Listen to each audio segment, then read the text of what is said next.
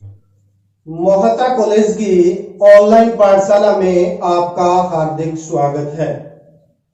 तो देखिए, हम ऑफलाइन क्लासेस के साथ साथ ऑनलाइन क्लासेस भी हमारी नियमित रूप से जारी है। तो मैं उम्मीद कर रहा हूं कि आप ऑफलाइन क्लासों के साथ साथ इन ऑनलाइन क्लासों का भी आनंद उठा रहे होंगे। तो मैंने पहले भी बता दिया था कि हमारा जो विजन है वो काफी लंबा है, कि हमारा उद्देश्य छात्र का चहुमुखी विकास करना है, उसको स्किल्स डेवलपमेंट के साथ साथ उसके अंदर यानी कंपटीशन की तैयारी करवाना हमारा साथ में उद्देश्य है। इसके लिए हम यानी किसी टॉपिक को लेते हैं तो उसका दृष्टिकोण आगे आने वाले जो एग्जाम्स हैं उसको मद्देनजर रखते हुए तैयारियां करवाते हैं। जैसे हमने शुरू किया था पटवारी का, राजस्थान पुलिस का, तो राजस्थान पुलिस का तो पेपर हो गया, लेकिन पटवारी का पेपर अभी भी पोस्टपोन हो गया था, तो आगे होने की संभावना है। इसके अलावा एसआई के एग्जाम भी आने वाले हैं, उसी दृष्टिकोण से हम तैयारी करते हैं। चूंकि ये सब्जेक्ट अपने राजस्थान का जो भूगोल है वो बीए पार्ट सेकंड के अंदर भी लगता है।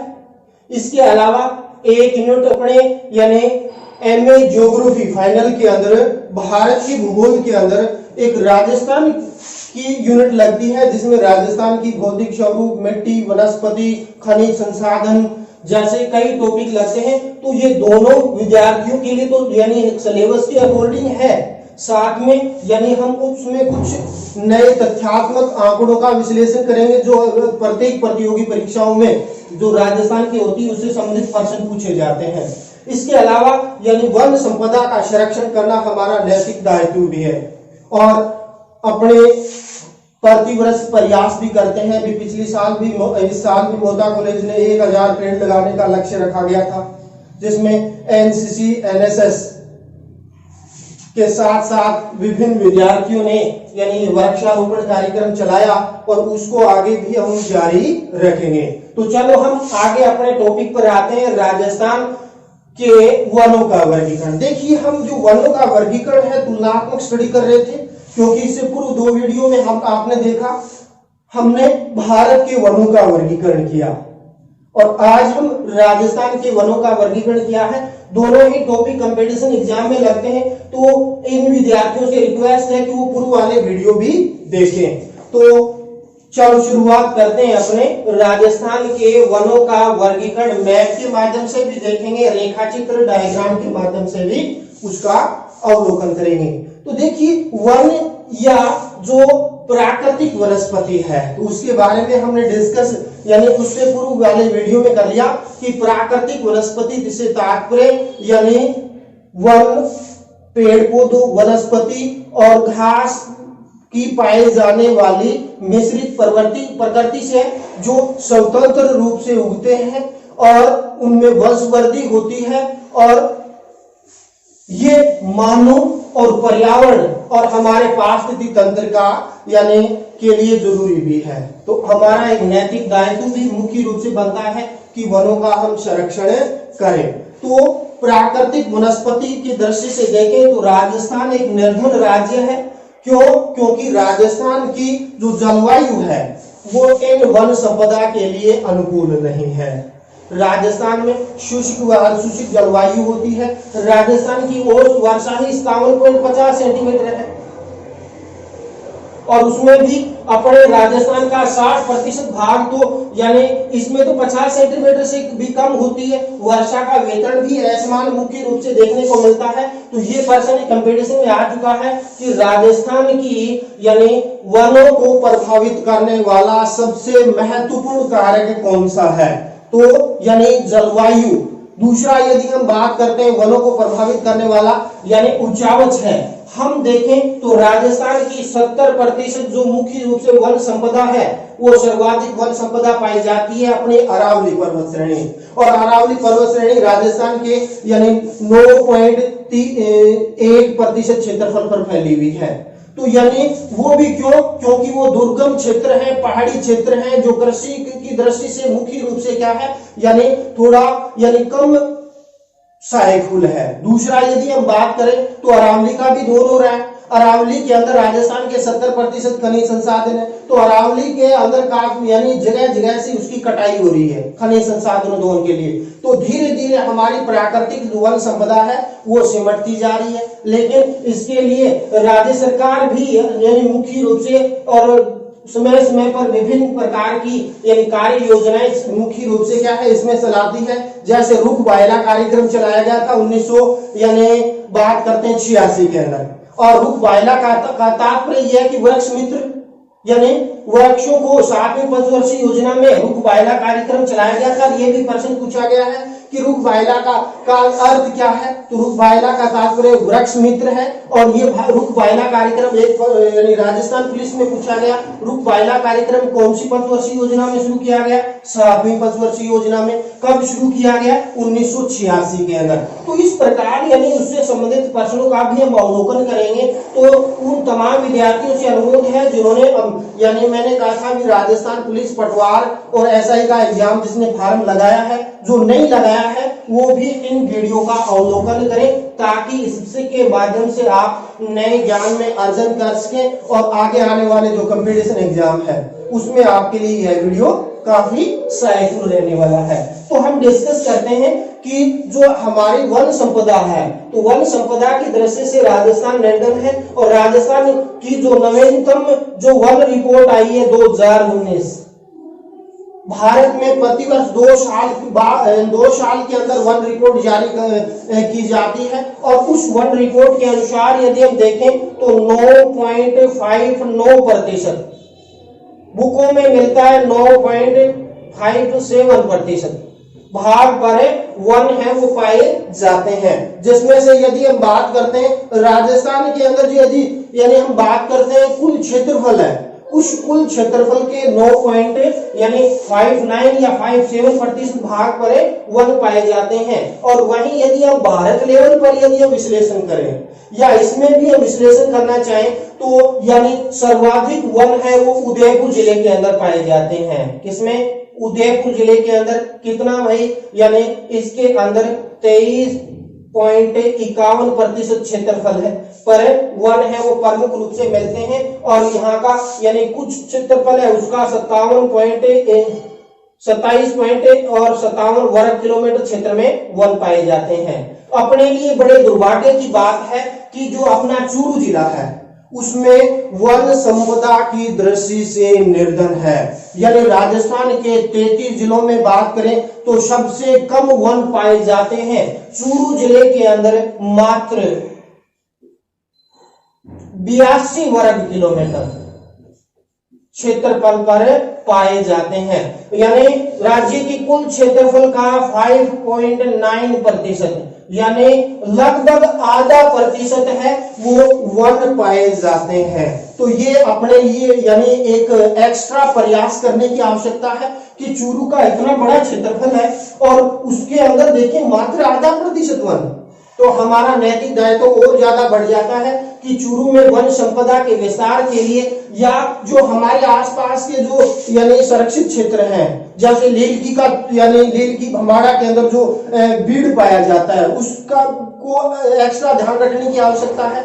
या सार्वजनिक स्थानों पर वृक्षारोपण का सघन अभियान चलाने की सख्त आवश्यकता है। तो यानी चूरू जिले के अंदर यानी सर्वाधिक 82 वर्ग किलोमीटर यानी कुल वन का 59%। ये रिपोर्ट कौन सी है, 2019 की जो नवीनतम वन रिपोर्ट है उसके अकॉर्डिंग। उसमें देखें इससे लगता हुआ हनुमानगढ़ जिला है, वहां पर मात्र 90 वर्ग किलोमीटर क्षेत्र में वन पाए जाते हैं। तो कहने का तात्पर्य है ये उत्तर पूर्वी क्षेत्र है, यहाँ पर वन संपदा यानी बहुत ही कम पाई जाती है। तो इसके लिए हमें यानी वो नैतिक दायित्व भी बनता है इसका, और हम इसकी यानी प्रमुख रूप से वनों का विस्तार के लिए प्रयास करें। दूसरा यदि हम देखें भारत के कुल वन का मात्र राजस्थान का क्षेत्रफल तो आ जाता है कितना, यानी 11.41%, लेकिन भारत के कुल वन का 3.10% भाग राजस्थान में आता है, यानी 2019 की वन रिपोर्ट के अनुसार। यदि इस प्रकार यदि विश्लेषण करें तो राजस्थान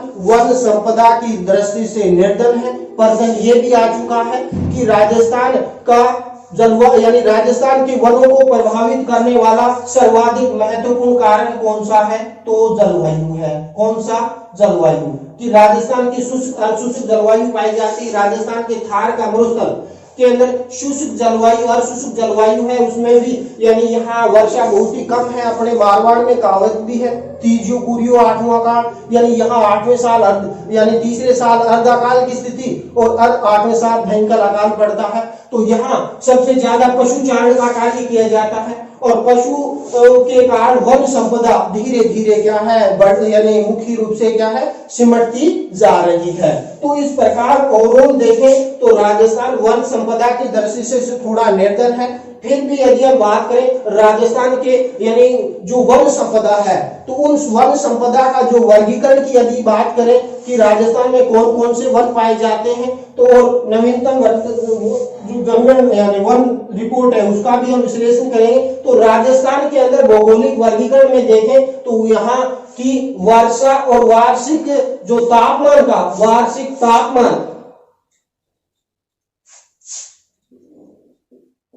तापमान यहाँ के उच्चावच आदि जो कारकों के आधार पर राजस्थान के वनों का हम वर्गीकरण करेंगे। इसके अलावा प्रशासन के आधार पर भी यानी जो ब्रिटिश काल से चला रहा है उसमें भी देखेंगे कि राजस्थान में यानी कितने प्रकार के वन है वो प्रमुख रूप से पाए जाते हैं। तो पहले हम चूंकि ये वर्गीकरण भारत में भी लगता है तो भारत के अकॉर्डिंग भी हमने उसमें देखा था। अब नवीनतम जनगणना की नवीनतम जो वन रिपोर्ट है उसका भी हम विश्लेषण कर लेते हैं। देखिए सुरक्षित वन यानी रिजर्व फॉरेस्ट, ये जो वन है भारत के अंदर यानी इसमें लकड़ी काटना और पशु चारण का कार्य पूर्णतः यानी प्रतिबंधित होता है।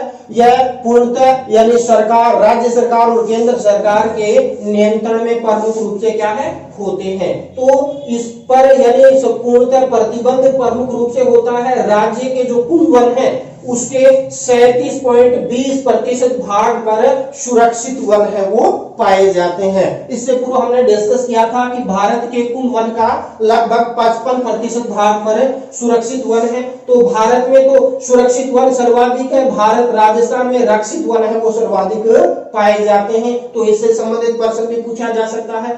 फिर बात करते हैं सुरक्षित वन यानी प्रोटेक्टेड फॉरेस्ट।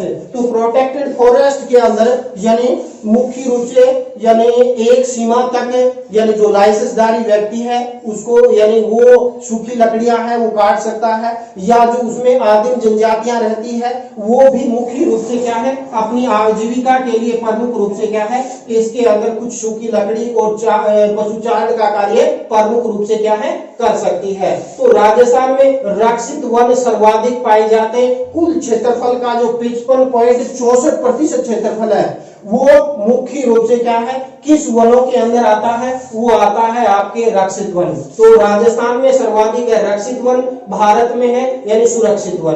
तीसरा आ जाता है अवर्गीकृत वन, यानी इन वनों का वर्गीकरण है वो प्रमुख रूप से यानी नहीं किया गया है और ये बिखरे में पाए जाते हैं। इसके अंदर देखें तो प्रमुख रूप से क्या है यानी इसको सार्वजनिक उपयोग में लिया जा सकता है या इसमें निजी क्षेत्र के अंदर जो वन होते हैं उसको भी मुख्य रूप से इसमें शामिल किया जाता है। इसका यदि हम विश्लेषण करें तो इसके अंदर राज्य के कुल जो क्षेत्रफल जो कुल वन है 32,845 वर्ग किलोमीटर, उसके 6.25% भाग पर बेसिकली ये वन है वो पाए जाते हैं। वहीं भारत के संदर्भ में देखें तो भारत के कुल क्षेत्रफल का 16.64% भाग पर ये वन है वो प्रमुख रूप से पाए जाते हैं। तो ये हमने देख लिया राजस्थान के वनों का प्रशासनिक वर्गीकरण। अब हम देखते हैं राजस्थान का यानी भौगोलिक वर्षण और भौगोलिक वर्गीकरण, वह वर्षा कितनी है, वार्षिक तापमान कितना है, वह उच्चावचीय स्थिति है वो प्रमुख रूप से क्या देखने को मिलती है। उसके आधार पर यदि हम देखें तो राजस्थान को मुख्य रूप से 5 कैटेगरी के अंदर बांटा गया है, 5 वर्गों में बांटा गया है। उसका थोड़ा सा विश्लेषण कर लेते हैं। तो नंबर 1 आता है शुष्क सागवान वन। तो शुष्क सागवान वन है वो राजस्थान का जो कुल क्षेत्रफल है उसके 6.86% भाग पर है, ये वन है वो प्रमुख रूप से देखने को मिलते हैं। फिर यदि हम बात करते हैं ये वन कहाँ मिलते हैं, यानी ये वन प्रमुख रूप से उन क्षेत्रों में मिलते हैं जहां पर वर्षा होगी 75 से 110 सेंटीमीटर। कहां? 75 से 110 सेंटीमीटर वर्षा वाले क्षेत्रों में मिलते हैं। और ये कंपटीशन में आ चुका है कि शुष्क सागवान निम्न में से कौन से जिले में पाया जाता है? तो ऑप्शन था, एक में बांसवाड़ा, एक में था बाड़मेर, एक में जालोर और एक में जयपुर। तो यानी मुख्य देखे तो राजस्थान का दक्षिणतम जिला है कौन सा, यानी बांसवाड़ा, ये वाला जो जिला, इसमें तो मिलता है भाई प्रमुख रूप से ये वन। दूसरा यदि हम बात करते हैं यानी अन्य कौन से जिले हैं जिसके अंदर ये वन पाए जाते हैं, तो देखिए इसमें मुख्य रूप से पूर्वी उदयपुर आ जाता है, डूंगरपुर आ जाता है, प्रतापगढ़ और बांसवाड़ा।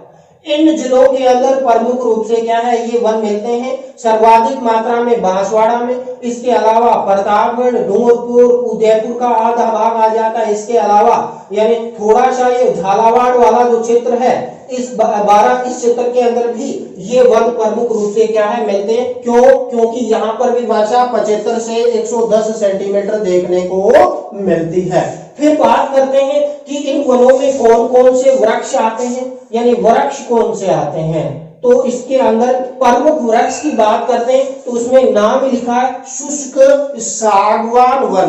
तो मुख्य वृक्ष कौन सा है भैया? सागवान वन पाया जाता है, सागवान वन। और सागवान वन के अलावा यदि हम देखें तो यह आम भी आ जाता है, आम, महुआ,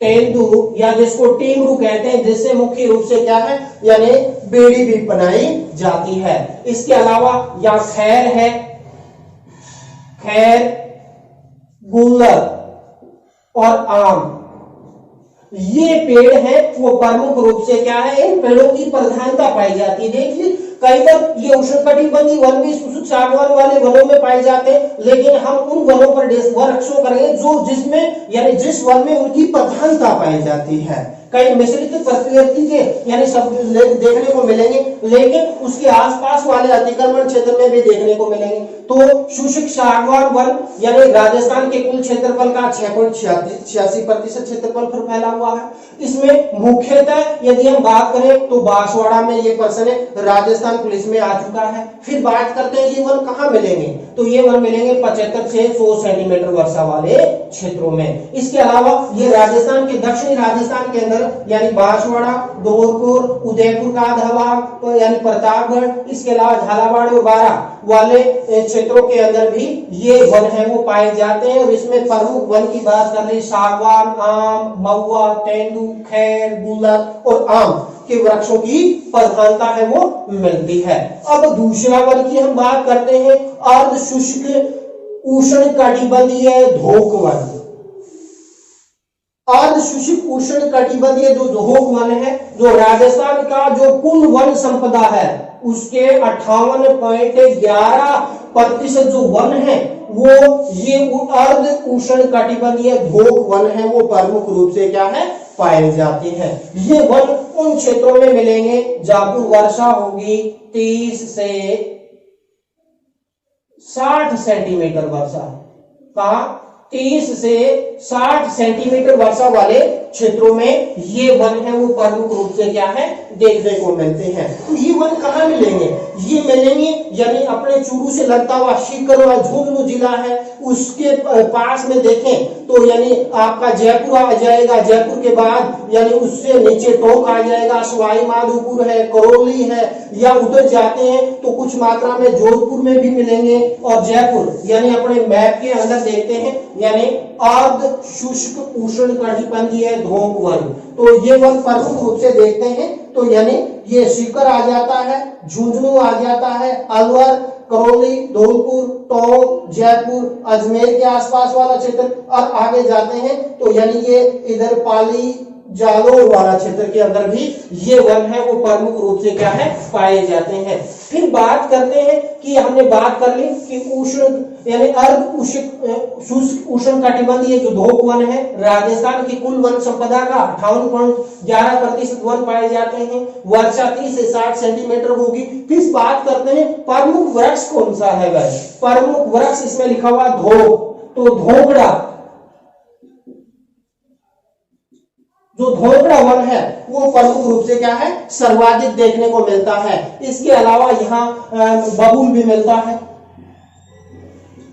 बबूल मिलता है। इसके अलावा खेजड़ा भी मिलता है जिसको राज्य वृक्ष कहा जाता है। सम्मी वृक्ष की भी संज्ञा दी जाती है और यानी इसकी एक विशेष अवसर पर पूजा भी की जाती है। तो खेजड़े वृक्ष की कौन से यानी अवसर पर पूजा की जाती है, इसको कमेंट बॉक्स में आप इसका यानी उत्तर दें। तो यानी जो राज्य वृक्ष है सम्मी वृक्ष, जिसको यानी खेजड़ा भी कहते हैं, आम भाषा में इसको क्या हम जांटी के नाम से भी इसको जाना जाता है। तो दूसरा प्रश्न, इसका वैज्ञानिक नाम क्या है खेजड़े का, तो इसको आपने कमेंट बॉक्स में दें और फिर अपने इसका बाद में मैं इसका जवाब दूंगा। तो देखिए इसके अलावा इसके अंदर रोहिड़ा भी पाया जाता है। कौन सा,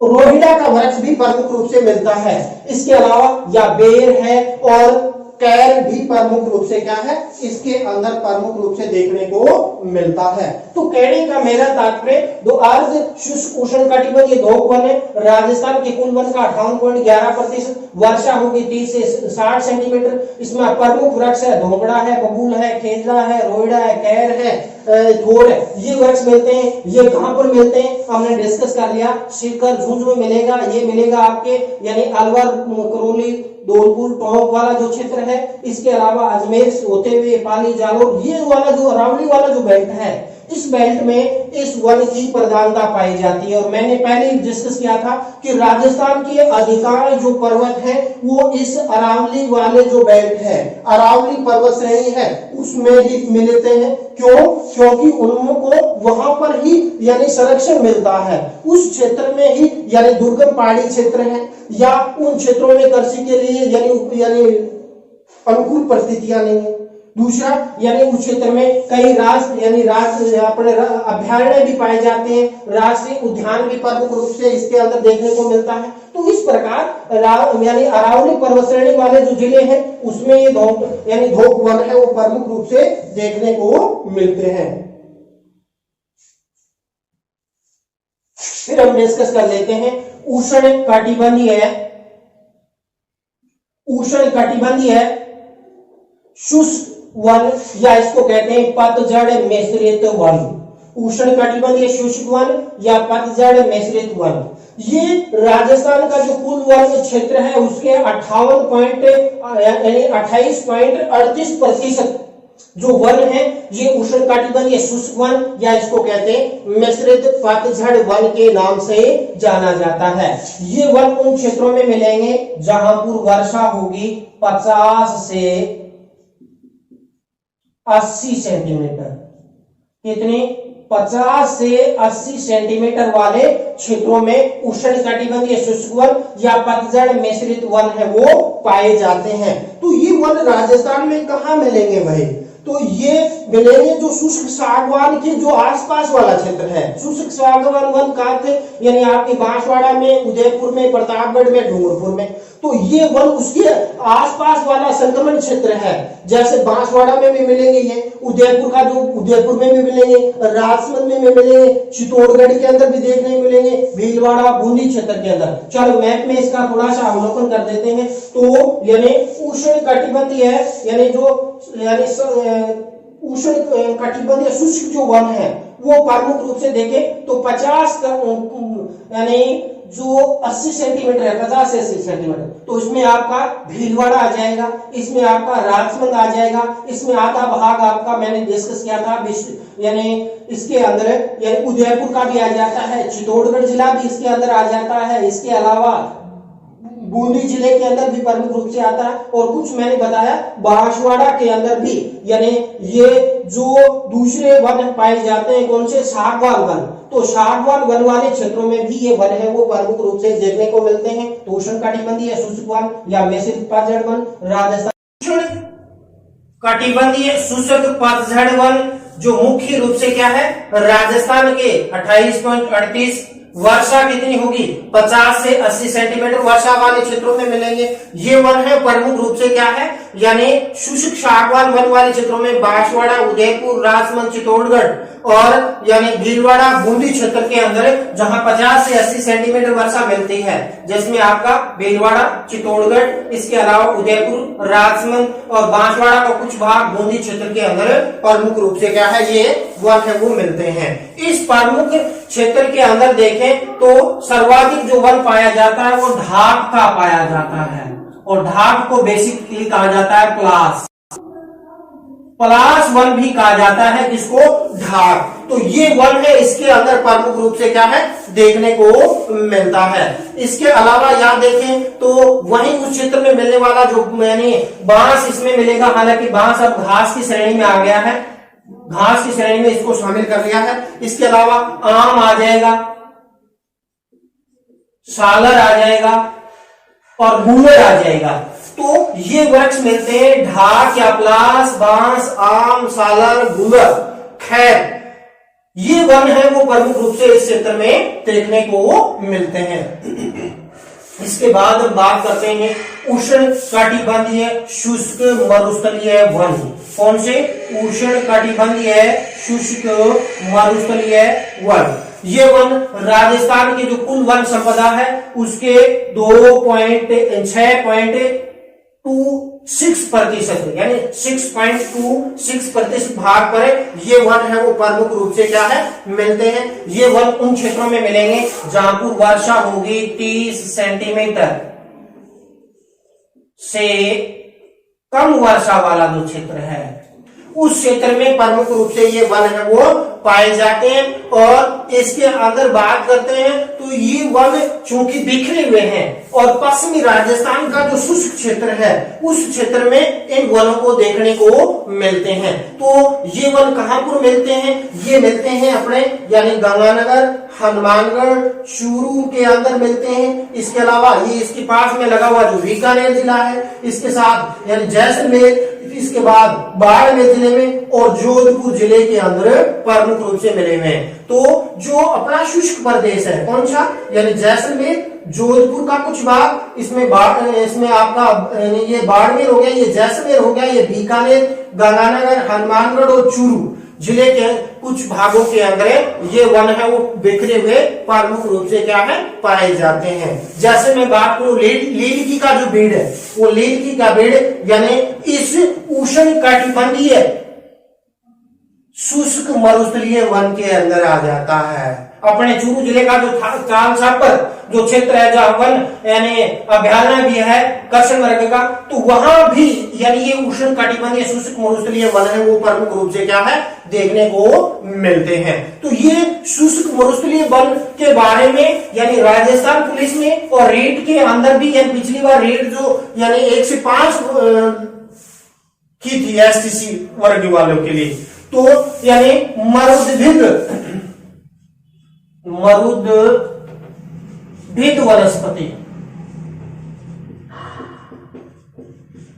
में कौन कौन से वृक्ष आते हैं, तो मरुद्भिद वनस्पति के अंदर जो अपने आसपास मिलने वाले जिसमें अपना राज्य वृक्ष खेजड़ा इसमें आ जाता है, बबूल आ जाता है, कैर इसके अंदर आ जाता है, इसके अलावा थोर आ जाता है। यानी अपने आसपास की जो वनस्पति है जिसकी छालें मोटी होगी, पत्तियां छोटी होगी, कटीली होगी, लंबी जड़ें प्रमुख रूप से इसके अंदर देखने, और पतझड़ ऋतु में यानी मुख्य रूप से पत्ते भी ये झाड़ देते हैं। तो यानी जो मरुस्थलीय दशाएं हैं उसमें अपने आप को एडजस्ट करने वाले जो पेड़ पौधे हैं वो इसके अंदर आएंगे। तो एक बार पुनः दोहराते हैं, अपना राजस्थान का यानी राज्य वृक्ष समी वृक्ष जिसको खेजड़ा भी कहते हैं, और बबूल भी आता है, कैर भी आता है, बेर भी आ जाता है। और इसके अलावा यानी जो पश्चिमी राजस्थान है ये जो जैसलमेर बाड़मेर वाला जो क्षेत्र है, यहाँ पर यानी मुख्य रूप से क्या है, कुछ घास भी पाए जाते हैं, सेवण है, धामण है, मुराद है, वो यानी लाठी सीरीज वाला जो क्षेत्र है जहां पूरे,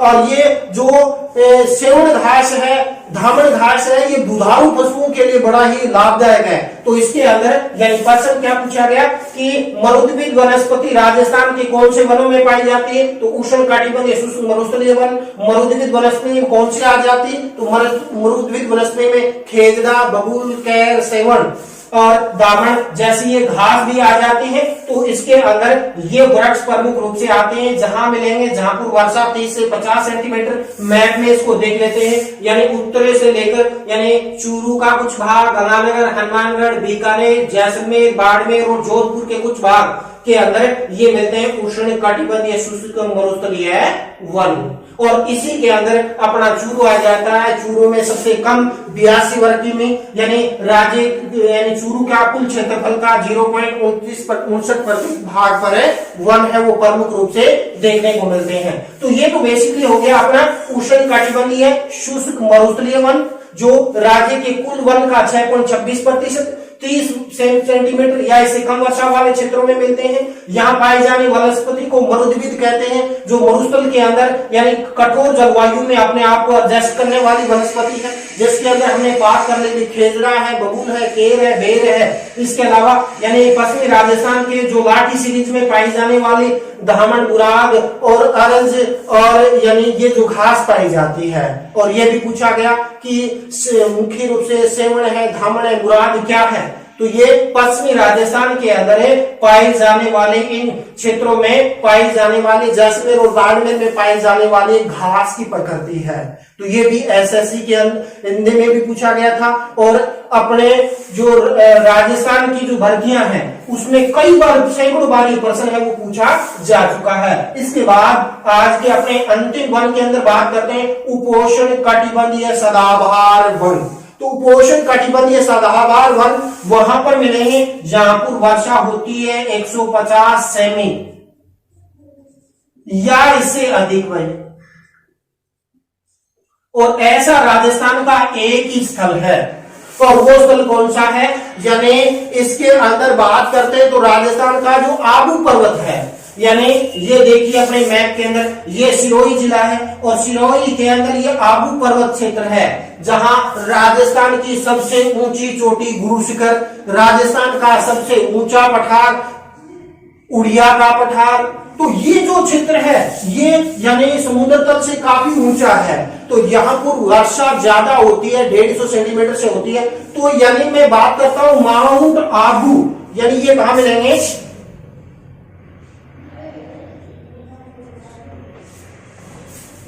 आबू पर्वत खंड के पास में, यानी कहां पर मिलेंगे, यानी आबू पर्वत खंड के चारों ओर 52 वर्ग किलोमीटर क्षेत्र के अंदर, यानी ये वन है वो प्रमुख रूप से देखने को मिलते हैं। तो आबू पर्वत यानी कि आसपास का जो 52 वर्ग किलोमीटर वाला जो क्षेत्र है यहाँ पर यानी ये वन संपदा मिलती है। और राजस्थान में यानी वानस्पतिक दृष्टि से देखें तो सर्वाधिक जैव विविधता, यानी जैव विविधता सर्वाधिक जो जैव विविधता है इस आबू पर्वत खंड के अंदर प्रमुख रूप से पाए जाते हैं। यहाँ अपना भालू रिजर्व क्षेत्र भी है, और ये क्षेत्र है, इस क्षेत्र के आसपास के क्षेत्रों में यानी मुख्य रूप से झाड़ियां भी प्रमुख रूप से अधिक देखने को मिलते हैं। तो अब बात करते हैं इसमें कौन कौन से वृक्ष आ जाते हैं। तो इसमें वृक्ष की बात आती है तो इसमें से प्रमुख वृक्ष सिरस आ जाता है, यानी इसके अंदर कौन सा, सिरस, बेल भी इसके अंदर आ जाता है। इसके अलावा यानी जो अब घास की श्रेणी में शामिल कर लिया, घास यानी बांस भी इसके अंदर आ जाता है। इसके अलावा जामुन भी प्रमुख रूप से इसी के अंदर आ जाता है। तो यानी ये वृक्ष प्रमुख रूप से आते हैं। तो इसको एक बार दोहराते हैं, उपोष्ण कटिबंधीय सदाबहार वन राजस्थान के कुल वन का 0.38% पर है।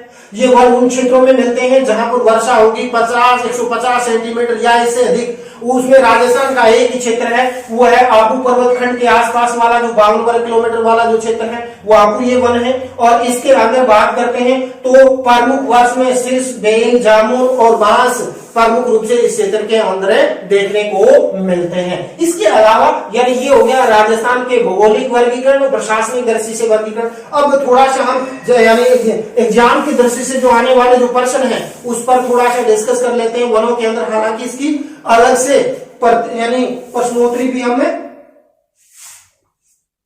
रखेंगे तो उसके माध्यम से भी हम समझेंगे, लेकिन कुछ महत्वपूर्ण तथ्यों पर डिस्कस कर लेते हैं। तो यानी एक शब्द आता है ओरल, क्या है ओरल? कई एग्जामों में प्रश्न पूछा जा चुका है। तो ओरल की बात करते हैं तो धार्मिक स्थलों के आसपास लगा हुआ जो पारंपरिक जो आखेट निषेध क्षेत्र है, जैसे राजस्थान में विश्नोई जनजाति है, तो विश्नोई जनजाति अपने आसपास के जीव जंतुओं के लिए मुख्य रूप से क्या है, एक क्षेत्र को रिजर्व कर देती है और उसको सांस हुए यानी घास फूस है या विभिन्न प्रकार के यानी खाने योग्य पदार्थ उनको डालती है। और ये हमारी पहले राजस्थान के पारंपरिक यानी एक यूं कहीं परंपरा थी कि हमारे धार्मिक स्थलों के आसपास क्या है यानी कुछ आखिर निश्चित क्षेत्र थे। यानी अपने गांव के आसपास भी देखा होगा कुछ क्षेत्र ऐसा होता था पहले, लेकिन अब तो ये धीरे धीरे ये परंपरा खत्म होती जा रही है। तो धार्मिक स्थलों के आसपास जो संलग्न के आसपास जो पारंपरिक जो आखिर निश्चित क्षेत्र था वो बेसिकली ओरण्य कहलाता है। ये प्रश्न आ चुका है। फिर बात करते हैं कि विश्व का एकमात्र वृक्ष मेला कहां पर लगता है भाई? वो लगता है यानी खेजड़ली कहां पर भाई? ये जोधपुर के अंदर है। तो खेजड़ली जोधपुर के अंदर राजस्थान का एकमात्र वृक्ष मेला लगता है और इसके अंदर यानी अमरता देवी यानी 363 महिलाओं के साथ यानी यहाँ यानी शहीद हो गई थी। यानी जब जोधपुर रियासत को यानी कोयले की आवश्यकता यानी यह मुख्य रूप से क्या है उसके अंदर वनों की कटाई का कार्य किया जा रहा था, तो उसमें यानी ये 63 यानी अमरता देवी के नेतृत्व में 63 महिला यहाँ पर शहीद हुई थी। उसी उपलक्ष्य में खेजड़ली में के अंदर यानी प्रतिवर्ष यदि हम बात करते हैं खेजड़ली दिवस के बारे में तो लगभग 28 अगस्त को प्रतिवर्ष खेजड़ली का मेले का आयोजन है वो प्रमुख रूप से होता है। इसके अलावा हमने डिस्कस कर लिया रुख भायला क्या है, यानी रुख भायला। तो रुख भायला क्या है भाई? यानी इसके अंदर देखिए तो वृक्ष मित्र यानी इसका अर्थ क्या हो गया? वृक्ष मित्र यानी वृक्षारोपण को प्रोत्साहन देने के लिए क्या है यानी राज्य सरकार ने कौन सी पंचवर्षीय योजना में 7वीं पंचवर्षीय योजना 7वीं पंचवर्षीय योजना में 1986 के अंदर यानी अपना राजस्थान का जो डूंगरपुर जिला है, डूंगरपुर जिले में इसका यानी शुभारंभ किया गया था। रुख भायला वृक्ष मित्र 7वीं पंचवर्षीय योजना 1986 के अंदर यानी ये रुख भायला कार्यक्रम है वो शुरू किया गया था। ये आरएस एग्जाम में ये प्रश्न पूछा जा चुका है। इसके अलावा यदि हम बात करते हैं वन संरक्षण से संबंधित यानी सर्वप्रथम जो प्रयास किया वो भी अपने जोधपुर रियासत ने किया था। ध्यान देखने की बात है, जोधपुर रियासत में जो खेजड़ली के जो बलिदान की घटना है उससे इतर यदि हम देखें तो जोधपुर रियासत ने सर्वप्रथम यानी ये वनों को संरक्षित करने की बात 1910 के अंदर यानी इसके अंदर रखी थी। फिर यदि हम बात करते हैं कि राजस्थान के अंदर यानी 1900 यानी संरक्षण करने की बात कही थी, लेकिन जो अलवर रियासत है अलवर रियासत ने 1935 के यानी 1935 में वनों के संरक्षण से संबंधित मुख्य रूप से क्या एक नीति भी बना दी थी। तो वन संरक्षण से नीति बनाने वाला सबसे यानी प्रथम राज्य है यानी कौन सा यानी आपका अलवर राज्य, और वन संरक्षण की योजना बनाने वाला प्रथम राज्य था यानी अपना जिला था जोधपुर जो 1910 के अंदर प्रमुख रूप से क्या है बनाए। फिर बात करते हैं कि राजस्थान के कुल वनावरण का यानी कितने प्रतिशत भाग पर वनावरण पाया जाता है, तो वनावरण पाया जाता है 4.86% भाग पर वनावरण है वो प्रमुख रूप से क्या है देखने को मिलता है। कुल वन हमने बात कर लिया, यानी राज्य के 9.59 कह दो 2019 के आंकड़ों या 57। इसके अलावा सबसे कम वन अपने पाए जाते हैं चूरू जिले के अंदर, प्रमुख रूप से क्या है देखने को मिलते हैं। सर्वाधिक वन है राजस्थान के उदयपुर जिले के अंदर, प्रमुख रूप से इसके अंदर देखने को मिलते हैं। इसके अलावा हमने देखा था कि अपने कल भी से पूर्व वाले डिस्कस किया था सामाजिक वानिकी कार्यक्रम। तो सामाजिक वानिकी कार्यक्रम है तो वो राजस्थान में चौथी पंचवर्षीय योजना में, चौथी पंचवर्षीय योजना के अंदर यानी ये कार्यक्रम सामाजिक वानिकी कार्यक्रम है वो किया गया था। एक यानी प्रश्न पूछा गया था राजस्थान में प्रति हेक्टेयर यानी प्रति व्यक्ति यानी वन क्षेत्र कितना है। तो प्रति व्यक्ति वन क्षेत्र की यदि बात करते हैं तो 0.04% जो वन है वो राज्य में प्रति व्यक्ति प्रति हेक्टेयर यानी मुख्य रूप से मिलते हैं। जो सबसे कम है यानी सबसे कम वन मिलता है प्रति व्यक्ति के हिसाब से यदि अपने देखें। सबसे ज्यादा वन कहां पूरा भी यानी उत्तर पूर्व के जो यानी भारत में देखें तो यानी जो मिजोरम राज्य है या क्षेत्र यानी भारत के कुल वन का प्रतिशत में तो मिजोरम है, लेकिन हम बात करते हैं वन का तो सबसे बड़ा राज्य है मध्य प्रदेश राजस्थान के बाद। तो मध्य प्रदेश में सर्वाधिक वन है वो प्रमुख रूप से देखने को मिलते हैं। इसके अलावा यानी वन और को संरक्षण करने के लिए अपने पश्चिमी राजस्थान में जोधपुर में जो काजरी है वो एक अपूर्णीय कार्य कर रही है। तो जिसमें यानी राजस्थान में जो विशेष प्रकार के जलवायु के अंदर जहाँ की जलवायु में गुजरने वाले यानी वृक्षों को यानी यहाँ तैयार की जा रही है, जिसके अंदर अरावली पर्वतीय क्षेत्रों के अंदर या दुर्गम क्षेत्रों में जहाँ बंजर भूमि है, ऊसर भूमि है, बाढ़ की समस्या, वहां पर वृक्षारोपण का कार्य यानी समय समय पर वन विभाग के द्वारा भी की जाती है। हरित राजस्थान के तहत भी राजस्थान में अनेक वृक्षारोपण कार्यक्रम इसके अंदर समय समय पर किए जाते रहे हैं। तो इस प्रकार देखें तो यानी प्रमुख रूप से इससे संबंधित कई प्रकार के प्रश्न बनते हैं, जिसको मैं एक यानी प्रश्नोत्तरी के माध्यम से उसके अंदर अपने उन जो वन से संबंधित जो प्रश्न है उसको हम डिस्कस करेंगे। इसके अलावा इसका यानी एक अलग से वीडियो भी बनाएंगे तो उसमें जो प्रश्न छूट गए हैं उन प्रश्नों का विस्तार से अध्ययन करेंगे। तो इसी के साथ मैं उम्मीद कर रहा हूं कि आप इन क्लासों का आनंद उठा रहे होंगे यानी ऑफलाइन के साथ ऑनलाइन। इसी के साथ आज का वीडियो अपने यही समाप्त करते हैं। जय हिंद, जय भारत।